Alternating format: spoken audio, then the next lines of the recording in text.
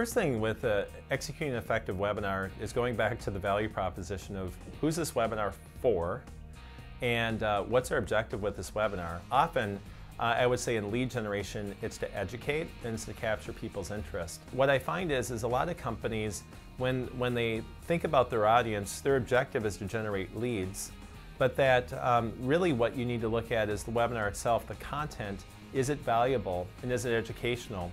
There's so many webinar opportunities available, and this is a favorite tactic by many marketers, that you're competing with many different ways people can invest and spend their time.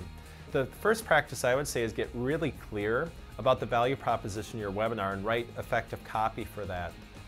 So why should I attend this webinar versus all the other webinars I could attend? The other thing is that as a best practice is be multi-channel with your marketing. So I would say the champion I see of helping people register for webinars and driving attendance is developing a good in-house effective email list, but also varying the channels. So you can work with partners who may also have lists, and where your content aligns with them, they can email their lists about that. The other thing that I would say with webinars is once you execute and you understand the platform, being able to allow them to be interactive and realize, again, the webinar isn't necessarily the event. Realize your webinar is just the beginning of the conversation. How are you going to further that dialogue with your customers?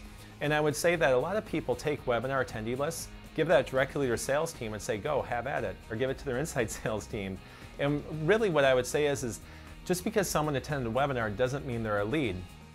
And so what I would encourage you to do is look at how you can extend the conversation. For example, create an executive summary, the key takeaways from that webinar. So your team, when they follow up, a lot of people attend our webinars to get questions answered. And I wanted to hear what you thought. Did you get your questions answered? Here we prepared an executive guide of the key takeaways that I wanted to share with you. So giving your team tools to follow up in a relevant way so there's a valid business reason for them to call. And you can certainly do qualification, but I would say follow-up is an area of gap I see with webinars. Those are just some of the things that I would encourage marketers to focus on right now.